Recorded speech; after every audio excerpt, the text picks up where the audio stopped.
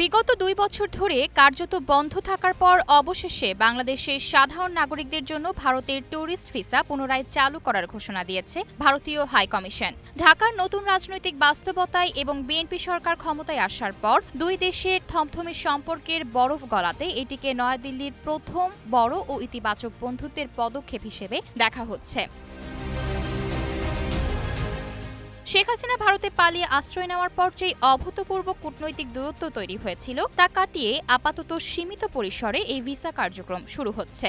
ঢাকার ২টি সেন্টার ছাড়াও চট্টগ্রাম, সিলেট ও খুলনার মোট ৫টি নির্দিষ্ট ভিসা কেন্দ্রে প্রাথমিক পর্যায়ে ট্যুরিস্ট ভিসা ইস্যু করা হবে এবং পরিস্থিতি বিবেচনা করে ধীরে ধীরে দেশের বাকি কেন্দ্রগুলো সচল করা হবে বলে জানিয়েছে হাইকমিশন।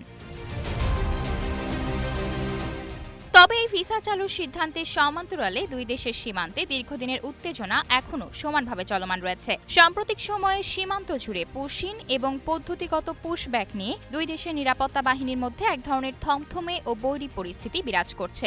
কূটনৈতিক টেবিলে দ্বিপাক্ষিক সৌহার্দ্যের বার্তা দেওয়া হলেও প্র্যাকটিক্যাল গ্রাউন্ডে বা কাঁটাতারের দুই পাশে এখনও গভীর উদ্বেগ ও অবিশ্বাস রয়ে গেছে।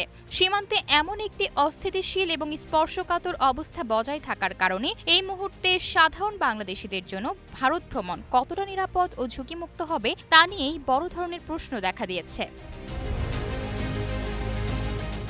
নিরাপত্তা এই উদ্বেগকে আরও বাড়িয়ে দিয়েছে ভারতের মাটিতে বিগত আওয়ামী লীগ সরকারের বিতর্কিত ব্যক্তিবর্গের দীর্ঘমেয়াদী অবস্থান। শেখ হাসিনা ছাড়াও ক্ষমতা হারানো বহু মন্ত্রী, এমপি এবং প্রভাবশালী নেতা বর্তমানে ভারতে রাজনৈতিক বা আইন বহির্ভূত উপায়ে আশ্রয় নিয়ে আছেন। ওপারে এই পলাতক গোষ্ঠীর উপস্থিতির কারণে সাধারণ বাংলাদেশি পর্যটকদের মনে এক ধরনের মনস্তাত্ত্বিক অস্বস্তি ও প্রাতিষ্ঠানিক হয়রানির আশঙ্কা থাকা স্বাভাবিক। ফলে একদিকে নতুন সরকারের সাথে বন্ধুত্বের বার্তা দিতে ভিসা চালু হলেও চলমান সীমান্ত উত্তেজনা এবং ভারতের অভ্যন্তরীণ রাজনৈতিক সমীকরণের কারণে সাধারণ ভ্রমণকারীদের নিরাপত্তা ও যাতায়াত আগামী দিনগুলোতে কতটা মসৃণ হবে তা এখনও পুরোপুরি নিশ্চিত নয়।